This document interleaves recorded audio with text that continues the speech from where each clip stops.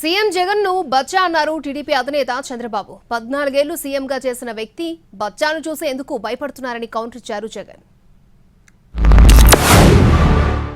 నాలాంటి వాడి జోలికి 40 ఏళ్ళు ఎవడు రాలా, వచ్చాడు బచ్చా, చూపిస్తా, వదిలిపెట్టను. ఏంటో ఆయన ప్లేస్ చరిత్రలో చూపించే బాధ్యత నాది. చరిత్రలో పోయే కాలం వచ్చినప్పుడు, చరిత్రలో ఓడిపోయే కాలం వచ్చినప్పుడు విలన్లందరికీ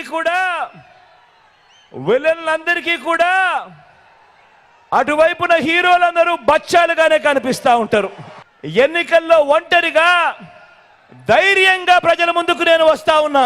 నువ్వెందుకయ్యా బచ్చాను చూసి భయపడుతూ పొత్తుల కోసం ఎగబడతా ఉన్నావు అని అడుగుతా ఉన్నా నీ చంద్రబాబును.